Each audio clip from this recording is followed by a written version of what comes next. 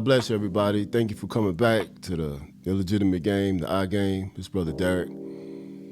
I appreciate you coming through. If you appreciate this content, please like, subscribe, and share. I'm going to continue talking about current events and talking about how we must live our lives with God, for God, and trust God in everything.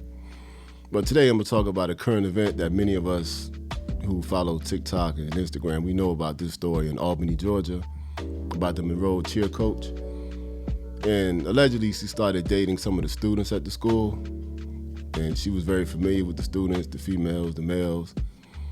Her dance team and her cheer team performed at many of the basketball games. And of course, I don't know the woman personally, but I know what I saw online, and I know how everything has been profiled online. And also know how it is with men and women who work with children, because I'm familiar with that. I've coached youth league football. I've helped with basketball, baseball. Both of my sons and my daughter ran track, so I know how it is between the adults and the children and the relationships we build. And I don't know the woman personally, so I'm not going to attack her personally. And we don't even know the whole truth yet either. We just know what it looks like. And usually where there's smoke, there's fire, they say. So this is not an attack against a woman. That's not who I am. That's not what I stand for. But I do want to talk about the dangers of trying to relive your childhood. Like, that's really the topic. We want to relive our childhood if we have unresolved issues, unresolved pains and traumas and those holes in the hearts that we have.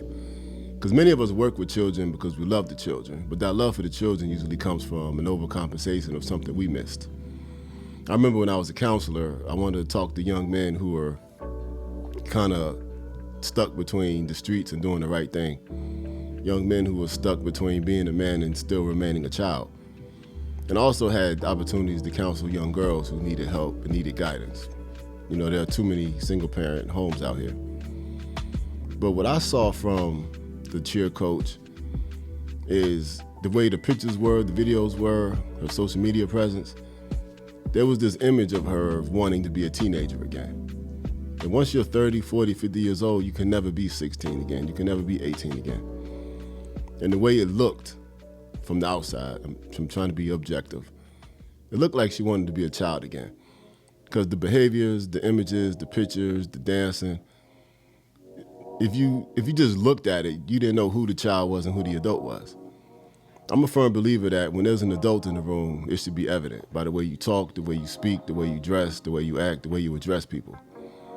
The children in the room should respect you as the adult, not just the provider, not just the financier, because there are moments where the teenagers will tolerate you because you're paying for everything, but they don't necessarily respect you. Now, after all the years of coaching sports and being a counselor and a mentor myself, I did QMHP work, I worked in a crisis center, I worked at the prison, I've done a little bit of everything involving teenagers. Sometimes they'll tolerate you because you're the money bag. They'll tolerate you because you have the car. They'll tolerate you because you bring the food. Like there was, it's kind of embarrassing. It's not really embarrassing, I'm doing everything in the name of the Lord, but there were times I know people only showed up because I was bringing food. They didn't show up because they loved the work. They didn't even show up because they loved me. Because it's not always respect. You're just a provider. Especially when you're dealing with certain people in certain communities. Because they can't love you if they don't love themselves. But there are times where the kids will tolerate you as long as you're spending, as long as you're shopping, as long as you let them do what they want to do. Just like when I had my big van and all the football players get in my van, they wanted to listen to their music. I'm like, no, I know too many Christian rappers that make good gospel music. We're going to listen to the clean rap. The beats are the same. Sometimes the beats are better. The rhymes are the same, and sometimes the rhymes are better. I know a lot of good Christian rappers now. But they wanted to listen to their music. I'm like, no, it's my car. So I never capitulated to the kids. They had to respect me because I had to maintain the adult role and maintain authority. And it took some time, but they came around, they grew up. And for those of you who have worked with kids before, you also know once you get that respect from the kids, you don't lose it.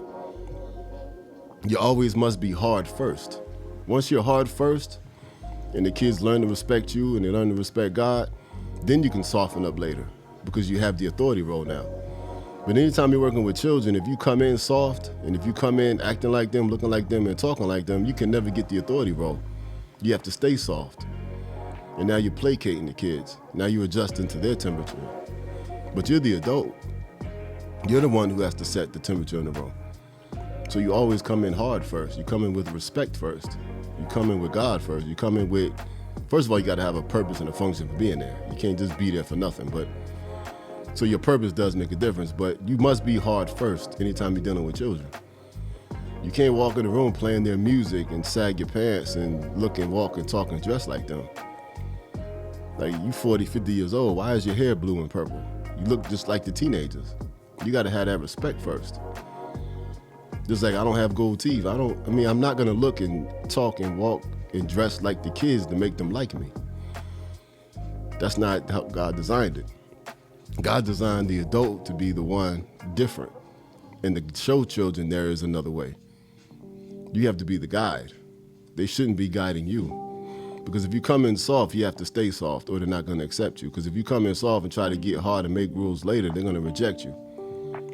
And you lost your position. You have to completely start over. You have to come in hard first, get their respect first. And then you show them the way. Respect, then love. But if you come in just giving kids what they want, you have to stay there to stay in the room. If you start giving them what they want, they're going to kick you out the room.